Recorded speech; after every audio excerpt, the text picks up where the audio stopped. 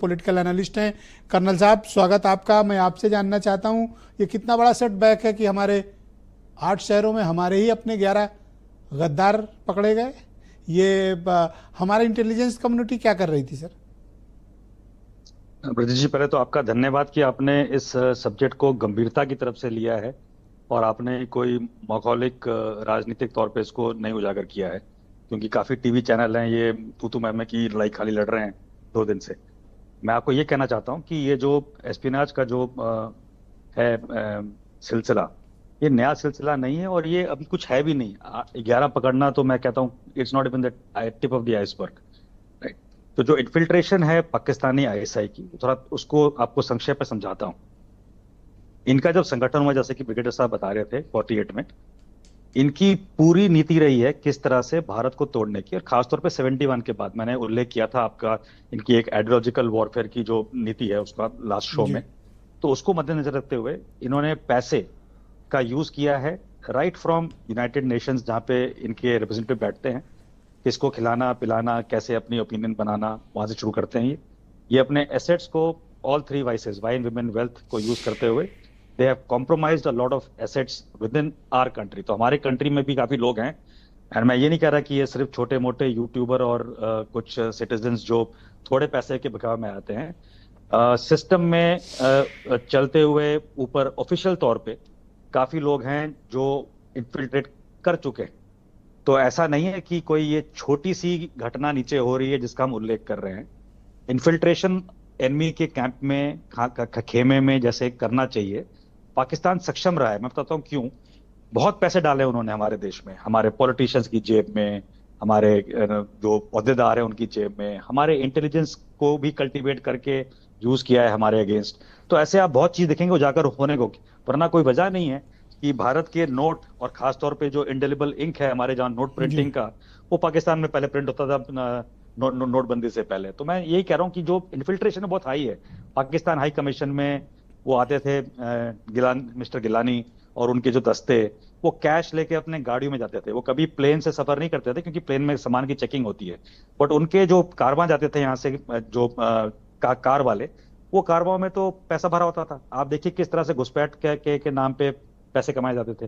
तो ये इन्फिल्ट्रेशन बहुत हाई ऑर्डर का है। तो इसको आप ये मत समझिए कि कोई छोटे यूट्यूबर, ये एक तो दो अभी जो जो आ हमने रहे हैं, पकड़ा ये तो पीनट्स हैं। बिल्कुल बिल्कुल, ये तो कुछ भी नहीं है। मैं तो कह रहा हूँ ये कुछ भी नहीं है। इनके पीछे क्या हाथ हैं, वहां के कौन से हैंडलर, और हैंडलर नॉर्मल जो हैंडल कर रहे हैं, जो आईएसआई के एजेंट हैं या उनके जो आर्मी या जो जिहादी जो लोग हैं, वो नहीं। हैंडलर वो जो कि एक स्कीम के तौर पे पैसे डिस्ट्रीब्यूट कर रहे हैं अलग अलग पोर्टफोलियो में, कैसे इन्फिल्ट्रेट करना है इंडियन सिस्टम में, इंडियन ब्यूरोक्रेसी में, इंडियन गवर्नेंस में, इंडियन मार्केट में, इंडियन यूथ में, इंस्टीट्यूट्स में, एजुकेशन में, बॉलीवुड में। आप देखिए किस तरह से इन्फिल्ट्रेशन होता है। और हम ये आपको सब कुछ डाउट है करते इस नहीं थे, बात पता पे नहीं कि क्यों नहीं हमारे करते थे। इस्टेब्लिशमेंट के भीतर भी इन्फिल्ट्रेशन हो सकता है या हुआ है? 100%, मेरे को कोई डाउट नहीं है। मैं तो जब मेजर होता था आज से 20 साल पहले, तब मैं बोलता था कि मेरे को शक है। और मैं कह रहा हूं आपको बड़े रिस्पॉन्सिबिलिटी से कि there are bad elements who are made to rise in various echelons of our governance and polity, just based on money from the enemy state, whether it's China और पाकिस्तान। तो मैं कोई आपसे मतलब ऐसी बात नहीं करूंगा कि आप समझे कि मैं आपको कोई विशी वॉशी एक कोई स्टेटमेंट क्लैरिटी दूंगा। और मैं चाहिए आपको मुझे। तमाम लोग कहते हैं कि अनजाने में लोग संपर्क में आ जाते हैं और फिर पर्सनल बातचीत में उन्हें एहसास ही नहीं होता कि कब वो सीक्रेट इंफॉर्मेशन या इंपॉर्टेंट सेंसिटिव इंफॉर्मेशन को ऐसा नहीं है, पीआईओस को ऐसा नहीं फॉरवर्ड है, करते हैं। ऐसा नहीं है। अगर अगर आप कर्नल रोहित देव की बात करेंगे और कोई आपको मिल गया और आपने बात करनी शुरू की, तो कर्नल रोहित देव के ऊपर है कि वो कुछ डाइवर्ज ना करें, चाहे वो सर्विस में हो चाहे वो वेटरन हो। तो एग्जैक्टली। इतना दिमाग तो होना चाहिए। बट जब आप यूट्यूबर को देखेंगे, आप मैं एग्जांपल दे रहा हूं जिसका आपने महिला का नाम लिया, आपने बोला हिसार से, क्यों? आपने देखा किस तरह से हमारे जो डीआरडीओ के न्यूक्लियर साइंटिस्ट, इसरो के साइंटिस्ट को टारगेट किया जाता है। कौन टारगेट करता है? कैसे कैसे कल्टिवेट, कैसे कॉम्प्रोमाइज होते हैं चेयरमैन उतने बड़े इंस्टीट्यूट के। उसी तरह से आप देखिए, हिसार एक जगह है। आपकी जो आर्मर्ड डिविजन्स हैं, वो आपकी सबसे बड़ी फोर्स हैं, ग्राउंड फोर्स हैं हिंदुस्तान की आर्मी की। आप कहीं भी आर्मर्ड डिवीजन के आसपास चले जाइए, ब्रिगेड्स के पास चले जाइए, जहां भी बाहर दुकान है, 4 घर बने हैं लोगों को किराए पे देने के लिए, आपको आईएसआई का नेटवर्क वहां पे मिलेगा। कैसे पकड़ना है, कैसे उनको काबू शॉकिंग। करना है, वो सरकारों के हाथ में बहुत होता ही है। बट मैं आपको विस्फोटक जानकारी है आपके दो पास। टूक बोल रहा हूं आपको, air force establishments, Indian army mechanised forces कहां पर हैं, उस पर नजर रखना बहुत जरूरी है। तो ज्योति को ऐसे नहीं है कि ज्योति को बोला गया कि आप फोटो खींचिए, ज्योति को बोला गया ये सेंसिटिव लोकेशन है, ये लेह में है, ये हिसार में है, ये दिल्ली के एक आप घूमती रहो, ट्रेवलर बन के, फोटो खींचिए, ट्रेवल ब्लॉगर बन के घूमते रहो, पैसे हम दे रहे हैं और हमें सूचनाएं देते रहो। बिल्कुल, पार्टियां आलीशान हो रही हैं, आपको बिजनेस क्लास टिकट मिल रहा है, अटारी बॉर्डर से आपको रिसीव किया जा रहा है मर्सिडीज में। प्रॉब्लम क्या है? प्रॉब्लम पता क्या है आज हमारे देश में ब्रजेश जी? प्रॉब्लम ये है कि अगर आप एक सच्चे नागरिक हैं तो आप इस देश के लिए जूझ रहे हैं, बट अगर आप एक नालायक नागरिक हैं और आपको अगर पैसा ही कमाना है तो तरीके इतने हैं। अगर आप आज की डेट में किसी टीवी शो में किसी को लेके आइए और उसको बोलिए मोदी जी को गाली देगा, मैं बता रहा हूं कल उसके 1 लाख फॉलोअर होंगे। यूट्यूब चैनल है, यूट्यूब चैनल में मैं बता रहा हूं कोई भी एल्गोरिथम देखिए किसी भी सोशल मीडिया का, खरीद के यूट्यूब में काउंट बढ़ाए जाते हैं।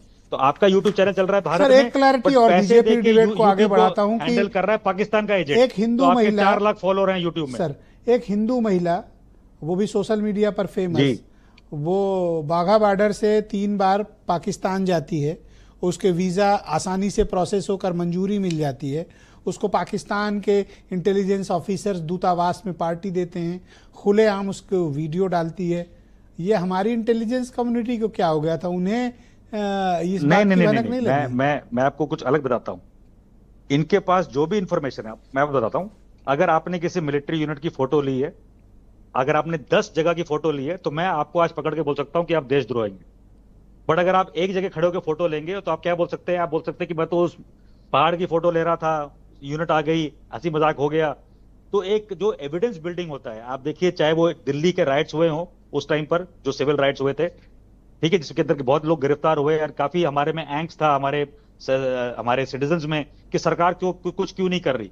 अगर आप बहुत ही पहले एक्शन लेंगे तो आप उसकी जड़ तक नहीं पहुंच पाएंगे। चौहान साहब ने बताया, चौहान साहब ने बड़ी इंपॉर्टेंट बात की और आप भी उसको कंफर्म कर रहे हो। तो जब तक कि आपका कॉम्प्रोमाइज बड़ा नहीं हो रहा, आप उसको ढील दीजिए। बट हाँ, अगर यही ज्योति किसी पार्टी में घुस के इंडियन आर्मी की यूनिट में इन्फिल्ट्रेट करती तो मेरे ख्याल से थोड़ा और पहले पकड़ लेते। तो आई थिंक बहुत शुक्रिया rope has to be given for this connectivity. Please continue with us. मैं रूलिंग पार्टी बीजेपी के प्रवक्ता हीरो वाजपेयी को आमंत्रित